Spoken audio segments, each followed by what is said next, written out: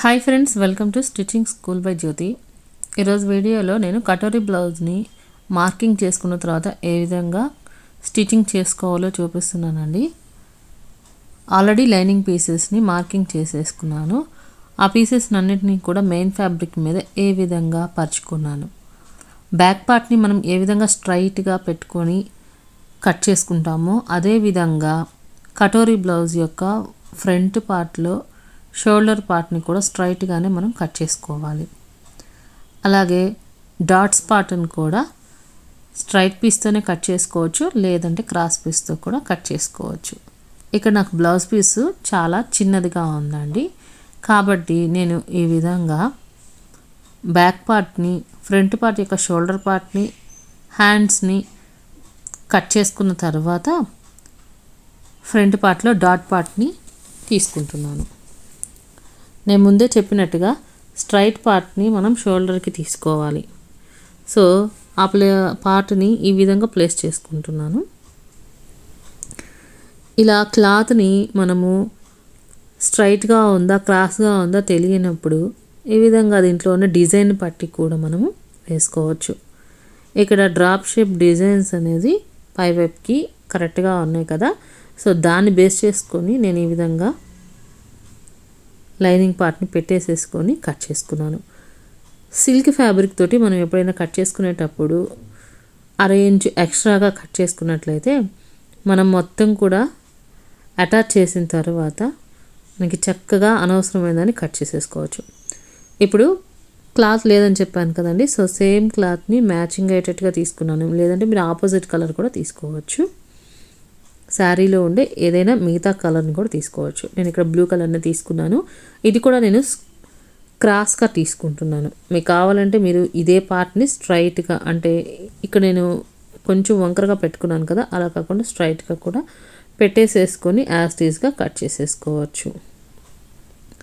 ఈ విధంగా కట్ చేసుకున్న తర్వాత ఏ పార్ట్కి ఆ పార్ట్ మనం ఈ విధంగా పెట్టుకోవాలి. డైరెక్ట్గా మనము మెయిన్ ఫ్యాబ్రిక్ని లైనింగ్ ఫ్యాబ్రిక్ని కలిపేసేసి స్టిచ్ చేసుకోవచ్చు. అయితే లోపల వైపున ఖర్చు అనేది కనిపించకుండా ఇన్విజిబుల్గా మనం కుట్టాలి అనుకున్నట్లయితే ఇప్పుడు నేను చూపిస్తున్న ఈ వీడియోని చూడండి. ఈ విధంగా లైనింగ్కి లైనింగ్, అలాగే మెయిన్ ఫ్యాబ్రిక్ని రెండింటిని కూడా ఫస్ట్ అటాచ్ చేసుకోవాలి. ఇక్కడ కటోరీ బ్లౌజ్ యొక్క ఫ్రంట్ పార్ట్లో 2 పార్ట్స్ ఉన్నాయి కదా, ఈ 2 పార్ట్స్ని కూడా లైనింగ్ పీసెస్ 2 అటాచ్ చేసేసుకోవాలి. ఆ తర్వాత మెయిన్ ఫ్యాబ్రిక్ 2 కూడా అటాచ్ చేసుకోవాలి. ఈ విధంగా అటాచ్ చేసుకునేటప్పుడు మనము నెక్ వైపు నుంచి కుట్టుకోవాలి. ఎప్పుడు కూడా నెక్ దగ్గర మనం కరెక్ట్గా పెట్టుకొని అక్కడి నుంచి అదే షేప్లో మనం స్టిచ్ చేసుకుంటూ రావాలి. మీకు లోపలి వైపు ఖర్చు ఉన్నా పర్వాలేదు, మేము ఈ విధంగా కుట్టుకుంటాము త్వరగా అయిపోవాలి అని అనుకున్నట్లయితే ఒకేసారి లైనింగ్ ఫ్యాబ్రిక్ని మెయిన్ ఫ్యాబ్రిక్ని కలిపేసేసి ఈ విధంగా అటాచ్ చేసుకోండి. అప్పుడు మనకి చాలా తక్కువ టైం పడుతుంది. చూడండి, ఈ విధంగా డాట్ పార్ట్స్ని అలాగే షోల్డర్ పార్ట్ని కలిపి నేను కుట్టుకుంటున్నాను. అది కూడా నెక్ వైపు నుంచి మాత్రమే కుట్టుకోవాలి. ఇలా కుట్టుకోవటం వల్ల ఏవైనా ఎగుడు దిగుళ్ళు ఉన్నట్లయితే మనకి కరెక్ట్గా నెక్ అనేది వస్తుంది. ఏదైనా క్లాత్ ఎక్స్ట్రా ఉన్నట్లయితే అది జాయింట్స్ వైపు, అంటే మనం షేపు పట్టీల దగ్గర అలాగే ఎక్స్ట్రా ఖర్చు వేసుకునే దగ్గర వెళ్ళిపోతుంది, కాబట్టి అక్కడ అడ్జస్ట్ చేసుకోవచ్చు. సో ఈ విధంగా అర ఇంచు వెడల్పుతోటి ఇలా కుట్టుకున్నట్లయితే చూడండి, మనకి ఈ విధంగా కింద కొంచెం ఎక్స్ట్రా క్లాత్ అనేది కనిపిస్తుంది. సో దీనికోసమే ఎప్పుడు కూడా కటోరీ బ్లౌజ్లో నెక్ వైపు నుంచి మనము స్టిచ్చింగ్ అనేది స్టార్ట్ చేసుకోవాలి. మీరు చూసినట్లయితే ఈ డాట్స్ పెట్టినప్పుడు ఆర్మ్ హోల్ దగ్గర నుంచి మార్కింగ్ చేసుకున్నటువంటి లైన్ అనేది కొంచెం క్రాస్గా వస్తుంది. చూడండి, ఇలాగా. దానివల్ల మనకి సైడ్ జాయింట్స్ చేసుకునేటటువంటి క్లాత్ అనేది కొంచెం ఎక్స్ట్రాగా పొడవుగా కనిపిస్తుంది మెయిన్ ఫ్రంట్ పార్ట్ కంటే కూడా. దాన్ని మనం ఎప్పుడు సరి చేసుకోవాలో తర్వాత చెప్తానండి. ఇదే విధంగా మెయిన్ ఫ్యాబ్రిక్ని 2 పీసెస్ని కూడా అటాచ్ చేసుకోవాలి. సో నేను ఇది ప్లెయిన్ ఫ్యాబ్రిక్ తీసుకున్నాను, అది బ్లౌజ్ శారీకి వచ్చిన పీస్లో నుంచి కట్ చేసుకున్నాను. ఇప్పుడు మెయిన్ ఫ్యాబ్రిక్ని అలాగే లైనింగ్ ఫ్యాబ్రిక్ని రెండింటిని కూడా అటాచ్ చేసుకోవాలండి. ఇలా అటాచ్ చేసుకునేటప్పుడు మీరు యాజ్ ఈజ్గా చేసుకోవచ్చు, లేదా రివర్స్ ఫోల్డింగ్లో కూడా వేసుకోవచ్చు. ఒకవేళ రివర్స్ ఫోల్డింగ్ వేసుకునేటట్లయితే మీరు పైపింగ్ వేసుకోవాలంటే ఇప్పుడే వేసుకోవాలి. నేను ఈ విధంగా దీన్ని రివర్స్లో పెట్టుకొని ఒక కుట్టు వేసుకున్న తర్వాత మళ్ళీ వాటిని రివర్స్ చేసుకున్నట్లయితే మనకి చూడండి ఈ విధంగా కనిపిస్తుంది. ఇలాగా లోపల వైపున కుట్లు లేదా ఎక్స్ట్రా ఎడ్జెస్ అనేవి లేకుండా చాలా నీట్గా ఉంటుందండి. కాబట్టి మనకి ఎప్పుడైనా కానీ ఇన్విజిబుల్గా కుట్టుకున్నట్లయితే చాలా పర్ఫెక్ట్గా ఫిట్టింగ్ అనేది వస్తుంది, అలాగే చాలా కంఫర్టబుల్గా ఉంటుంది. ఇప్పుడు యాజ్ ఈజ్గా మనం మార్కింగ్ చేసుకున్నట్లుగా ఫ్రంట్ పార్ట్లో డాట్స్ని స్టిచ్ చేసుకోవాలి. సో ఈ విధంగా మనము ఈ 2 పీసుల్ని అటాచ్ చేసిన తర్వాత మనకి ఆ 1/2 ఇంచు మనం ఏదైతే ఎక్స్ట్రాగా పెట్టుకున్నామో ఆ క్లాత్ 1/2 ఇంచ్ అనేది కుట్టుల్లోకి వెళ్ళిపోతుంది. కాబట్టి మామూలుగానే మనము స్టిచ్చింగ్ అనేది చేసుకోవాలి. అయితే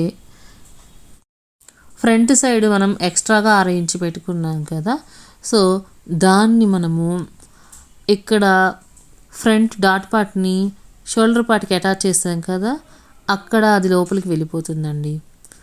సో మనం యాజ్ ఈజ్గా స్టార్టింగ్ నుంచి ఎంతైతే వెడల్పు ఉందో అంత వెడల్పుతోటి మనం డాట్స్ని పెట్టుకోవాలి.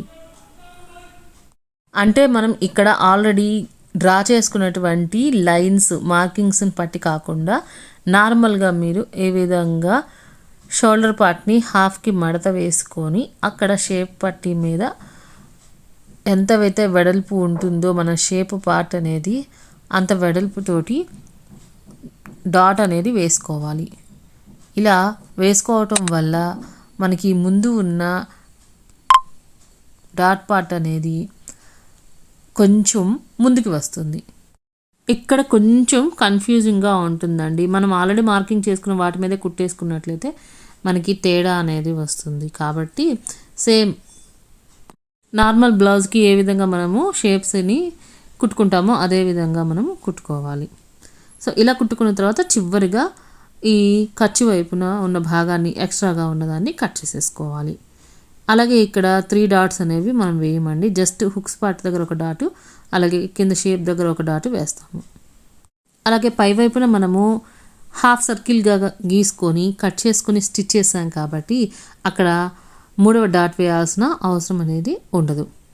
సో ఈ విధంగా మొత్తం కుట్టేసుకున్న తర్వాత ఫైనల్గా ఒకసారి మెజర్మెంట్ని చెక్ చేసుకొని ఆ తర్వాత కట్ చేసేసుకుంటే మనకి చాలా పర్ఫెక్ట్గా కటోరీ బ్లౌజ్ అనేది ఫ్రంట్ పార్ట్ వచ్చేస్తుంది.